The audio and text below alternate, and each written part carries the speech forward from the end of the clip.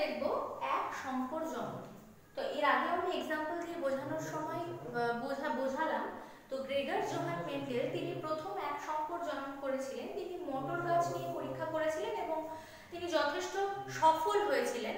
তো মটর গাছের পরীক্ষাটা আমি দেখিয়েছি, বইয়েও তোমরা পেয়ে যাবে। এটা খাতায় বুঝে বুঝে করার চেষ্টা করবে যে বিশুদ্ধ লম্বা মটর গাছ তিনি নিয়েছিলেন, বিশুদ্ধ বেটে মটর গাছের সঙ্গে শঙ্করায়ন করে তিনি দেখেছিলেন যে প্রথম অপত্য জনুতে সমস্ত মটর গাছ লম্বা হয়েছিল এবং সেখান থেকে তিনি আমাদেরকে প্রকট এবং প্রচ্ছন্ন যে ধারণাটা সেটা দিয়েছিলেন যে যখন দুটো বিপরীত বৈশিষ্ট্য পাশাপাশি থাকে, বিপরীত বৈশিষ্ট্যের অ্যালিল, তখন যে বৈশিষ্ট্যের বহিঃপ্রকাশ ঘটে সে বৈশিষ্ট্যের নির্ধারণকারী অ্যালিলটাকে বলা হয় প্রকট আর উল্টো দিকের অ্যালিলটাকে বলা হয় প্রচ্ছন্ন অ্যালিল। তো আমি এখানে একটা অন্য এক্সাম্পল নিয়েছি, যেহেতু ওটা দেখিয়েছিলাম বলে অন্য একটা এক্সাম্পল নিয়েছি। এক শঙ্কর জনন মানে দুটো মানে এক জোড়া বিপরীত বৈশিষ্ট্যের মিলন। এক জোড়া বিপরীত বৈশিষ্ট্য মানে এখানে দেখো গিনিপিগের গায়ের রঙের জিন নেওয়া হয়েছে। গিনিপিগের গায়ের রং এখানে কালো, এখানে হচ্ছে সাদা, তাহলে দুটো মিলে এক জোড়া। এই দুটো এক জোড়া বিপরীত বৈশিষ্ট্যের মিলনে আমি দেখবো কি ফলাফল দাঁড়ায়। তো প্রথমে একই রকম দেখো, বিশুদ্ধ কালোর জন্য আমি বেছে নিয়েছি বি। তো তোমরা যে কোনো নিতে পারো, এ বি সি, তোমাদের যা মনে হবে। আমি বি ফর ব্ল্যাক তাই বি নিয়েছি। হোয়াইট, ডব্লিউ ফর হোয়াইট তাই ডব্লিউ নিয়েছি। এবারে দেহকোষে এই মুহূর্তে ধরে নেব কটা ক্রোমোজোম আছে? দুটো ক্রোমোজোম আছে। তাহলে জনন কোষে কটা হবে? একটা জনন কোষে একটা বি যাবে আর একটা জনন কোষে আর একটা বি যাবে। দেখো ম্যাক্সিমাম স্টুডেন্ট ভুল করে এই গ্যামেট তৈরি করার সময়। মাথায় রাখবে এখানে যতগুলো থাকবে, দুটো থাকলে তোমাকে মাথায় রাখতে হবে যে প্রত্যেকটাতে একটা করে আসবে। যদি চারটে থাকে তাহলে দুটো করে আসবে, যদি ছটা থাকে তাহলে তিনটে করে নামবে, যদি আটটা থাকে তাহলে চারটে করে আসবে। অর্থাৎ দেহকোষে যা থাকবে জনন কোষে তার অর্ধেক নামবে। তাহলে দেহকোষে বি বি ছিল, তাহলে এক একটা গ্যামেটে একটা একটা বি বি নামলাম, আমি নামিয়ে দিয়েছি। এবার ঠিক একই রকম ভাবে করে দেব। ধরে নিলাম এই বি এর মূল গ্যামেটটা এই স্ত্রী গ্যামেটের সাথে মিলিত হয়েছে। দেখো দাগটা কোথা দিয়ে দিয়েছি? এই যে দাগটা, তাই না? তাহলে এখান থেকে লিখে দিলাম কি হবে? B W. তাহলে বি ডাব্লিউটা কি হবে? শঙ্কর। শঙ্কর তো কারণ দুটো বিপরীত অ্যালিল কোন বৈশিষ্ট্যটা প্রকাশ পাবে? দেখা গেল সমস্ত গিনিপিগ কালো হলো, তাহলে এখানে প্রকট কে? কালো প্রকট। যেহেতু এর মধ্যে কালোরও জিন আছে সাদারও জিন আছে, অথচ গিনিপিগটা হলো কালো, তাহলে কালো এখানে প্রকট বৈশিষ্ট্য। দেখো প্রত্যেকটা এখানে বিডব্লিউ হবে, প্রত্যেকটা বিডব্লিউ, তাহলে করে লিখছি না। এবার মেন্ডেল বললে কতবার এরকম দাগ দেবো দাগ দেবো দাগ দেবো, দেখতেও খারাপ লাগছে, যখন দ্বিশঙ্কর জনন করব আরো বিষয়টা বড় হবে, এরকম দাগ দিয়ে করা খুব ঝামেলা। তো তিনি চেকার বোর্ডের ধারণা দিলেন। চেকার বোর্ড কি সেটা আমি নেক্সট স্টেপটাই বোঝাচ্ছি। তাহলে আমার ফার্স্ট ফিলিয়াল জেনারেশন মানে প্রথম অপত্য জনু হলো শঙ্কর কালো, ঠিক আছে? এবার আমি একটা শঙ্কর কালো গিনিপিগের সঙ্গে, এটা F1, এখানে যারা তৈরি হবে F2, আর একটা শঙ্কর কালো গিনিপিগের মিলন বা শঙ্করায়ন ঘটাচ্ছি, এটাও এক শঙ্কর জনন। এবার কি পাবো আমি? F2, সেকেন্ড ফিলিয়াল জেনারেশন, দ্বিতীয় অপত্য জনু। সেখানে গিয়ে দেখো তাহলে দুটো আছে, তাহলে একটা করে নামবে, একটা গ্যামেটে যাবে একটা বি আর একটা গ্যামেটে যাবে একটা ডাব্লিউ। ঠিক একই রকম ওখানেও গেছে, কিন্তু আমি এখানে আগের মতো এরকম আর দাগ দিইনি। দেখো একটা বক্স করে নিয়েছি। কটা ঘরের বক্স করব আমি বুঝবো কি করে? চারটে ঘর, মানে দেখো এখানে আমি লিখবো বি ডাব্লিউ, এখানে লিখবো বি ডাব্লিউ। এর মধ্যে কেউ একজন স্ত্রী কেউ একজন পুরুষ, আমি জানি না কে স্ত্রী কে পুরুষ, সেই জন্য এখানে চিহ্নটা এরকম দেয়। এটা পুরুষের চিহ্ন, এটা স্ত্রী চিহ্ন, তাহলে ধরে নিলাম এই দিকটা স্ত্রী এই দিকটা পুরুষ। এবার যেটা আমরা এভাবে দাগ দিয়ে করছিলাম সেটা কোনাকুনি গুণ করে করব। এই বি এর সাথে বি করব, বি স্কয়ার করব না, কিন্তু কি লিখব? বি বি হলো। তাহলে এর সাথে এর গুণ হয়ে গেল, এবার এর সাথে এর গুণ বি ডাব্লিউ। দেখো দাগ দেওয়ার থেকে অনেক সহজ। এবার এর বি এর সাথে এই ডাব্লিউ, এবার এর সাথে হয়ে গেছে, তাহলে এর সাথে ডাব্লিউ ডাব্লিউ। এটাকে বলে চেকার বোর্ড। এরকম দাগ দিয়ে না করে এরকম ছক করে করতে হয়, তাহলে এটা অনেক সুবিধা হয়, ভুলের সম্ভাবনা অনেক কম। এবার আমি ভেতরে লিখে দেবো কার কি কালো হবে, এও কালো হবে, এও কালো হবে যেহেতু কালো প্রকট বৈশিষ্ট্য, এ হবে সাদা, তাই তো? এবারে এ কেমন কালো?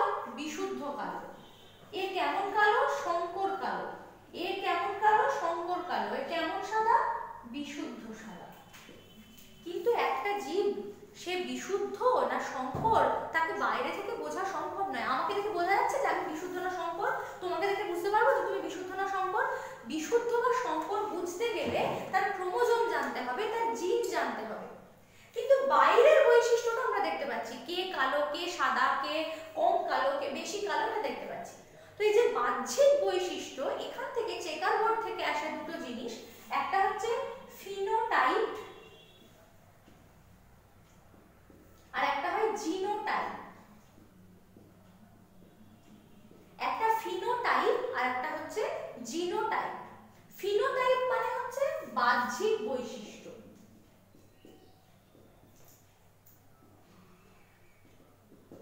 আর জিনোটাইপ মানে হচ্ছে জিনগত বৈশিষ্ট্য অর্থাৎ অভ্যন্তরীণ বৈশিষ্ট্য, যেটাকে আমরা বাইরে থেকে দেখতে পারি না। কার শরীরে কি জিন আছে বাইরে থেকে দেখা যায় না, তাহলে তার ক্রোমোজোম নিয়ে আমাকে রিসার্চ করতে হবে, তবেই আমি পাবো। কিন্তু ফিনোটাইপ আমরা সবাই দেখতে পাই, সাধারণ মানুষও দেখতে পায়, একজন বিজ্ঞানীও দেখতে পায়, কিন্তু জিনোটাইপ কিন্তু বিজ্ঞানীরা পরীক্ষা করে তবেই বলতে পারে। তো ফিনোটাইপ যদি বৈশিষ্ট্য বলো, এখানে কতগুলো বৈশিষ্ট্য আমি পেলাম? পেয়েছি বিশুদ্ধ কালো, বি কালো লিখলাম। আর একটা বৈশিষ্ট্য পেয়েছি শঙ্কর কালো, সরি বিশুদ্ধ লেখার দরকার নেই, মানে আমি যদি ফিনোটাইপ দেখি তাহলে দুটো বৈশিষ্ট্য পেয়েছি, একটা পেয়েছি কালো আর একটা পেয়েছি সাদা, তাই না? ফিনোটাইপিক অনুপাত। কালো কটা পেয়েছি? তিনটে পেয়েছি কালো। সে বিশুদ্ধ না শঙ্কর আমার দেখে লাভ নেই, বাইরে থেকে আমি কালো কটাকে দেখতে পাচ্ছি? একটা, দুটো, তিনটে, তিনটেকে দেখতে পাচ্ছি কালো। সাদা কটাকে দেখতে পাচ্ছি? একটাকে, তাহলে 1। তাহলে 3:1 হচ্ছে আমার ফিনোটাইপিক অনুপাত, মানে বাহ্যিক বৈশিষ্ট্যতে ফিনোটাইপিক অনুপাত হচ্ছে 3:1। এবার যদি বলে জিনোটাইপ মানে কত রকমের জিন আমি পেলাম, তাহলে পেলাম বিশুদ্ধ জিন পেয়েছি, শঙ্কর জিন পেয়েছি, আর পেয়েছি বিশুদ্ধ সাদা, তাই তো? বিশুদ্ধ কালো, শঙ্কর কালো আর বিশুদ্ধ সাদা, 3 রকম পেয়েছি। বিশুদ্ধ কালো কটা পেয়েছি? একটা। শঙ্কর কালো কটা পেলাম? একটা, দুটো। বিশুদ্ধ সাদা কটা পেয়েছি? একটা। তাহলে এটা হচ্ছে আমার জিনোটাইপিক অনুপাত। ফিনোটাইপিক অনুপাত কত পেয়েছি? 3:1। আর জিনোটাইপিক অনুপাত কত পেলাম? 1:2:1। তাহলে ফিনোটাইপ হচ্ছে আমার বাহ্যিক বৈশিষ্ট্য, জিনোটাইপ হচ্ছে আমার জিনগত বৈশিষ্ট্য। তাহলে জিনোটাইপিক বৈশিষ্ট্যতে আমরা পেলাম 1:2:1, ফিনোটাইপিক বৈশিষ্ট্যতে আমরা পেলাম 3:1। এইভাবে আমাদের বৈশিষ্ট্যটা বহিঃপ্রকাশ ঘটে। এবার এখান থেকে প্রশ্ন কি রকম আসে? প্রশ্ন আসবে, তোমাকে এরকম চেকার বোর্ড করতে দেবে, তোমাকে বলে দেবে, তোমাকে বলবে যে কতগুলি শঙ্কর কালো গিনিপিগ জন্মালো। এবার কতগুলি তো আমি তো জানি না, আমি তো অনুপাত বের করেছি, তাহলে কতগুলি কি করে বের করব? ধরে নিলাম আমরা 100, টোটাল 4 থেকে ধরে নেব 100। তাহলে 100 যদি হয়, তার মধ্যে শঙ্কর কালো কটা পেয়েছি? দুটো। তাহলে চারটের ভ্যালু যদি 100 হয়, তাহলে দুটোর ভ্যালু কত? 50। সরি, দুটোর ভ্যালু কত? 50, তাই তো? তাহলে কটা যদি বলে শতাংশ, তোমাকে প্রশ্ন করবে কত শতাংশ শঙ্কর কালো গিনিপিগ জন্মালো, তাহলে উত্তরটা হবে 50%। এবার যদি প্রশ্ন করে যে বিশুদ্ধ সাদা গিনিপিগ কত শতাংশ বেরিয়েছে, তাহলে চারটের ভ্যালু যদি 100 হয়, তাহলে এক একটার ভ্যালু কত? 25। তাহলে 25 মানে বিশুদ্ধ সাদা কটা পেয়েছি আমি? একটা। তাহলে বিশুদ্ধ সাদা গিনিপিগের শতাংশ কত? 25%। এবার যদি আমাকে প্রশ্ন করে কালো গিনিপিগের শতাংশ কত, বিশুদ্ধ শঙ্কর কিছু বলে দেয়নি, শুধু কালো গিনিপিগ, বাইরে থেকে দেখতে কালো গিনিপিগের সংখ্যা কত, তাহলে কালো গিনিপিগ আমি পেয়েছি কটা? 3টে। বিশুদ্ধ শঙ্কর আমার দেখে লাভ নেই, যখন আমাকে জিজ্ঞাসা করেনি। তাহলে একটার ভ্যালু যদি 25 হয়, মানে 4টাকে আমি 100 ধরেছি, তাহলে 3টের ভ্যালু 75, তাহলে 75% আমার কালো গিনিপিগ এসছে। এইভাবে এখান থেকে অঙ্ক করতে দেয়, এবং মানে যদি বুঝে যাও 2 মিনিট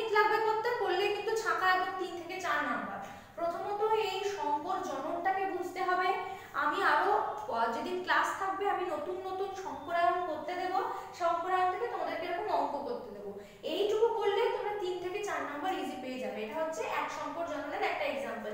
নিজেরা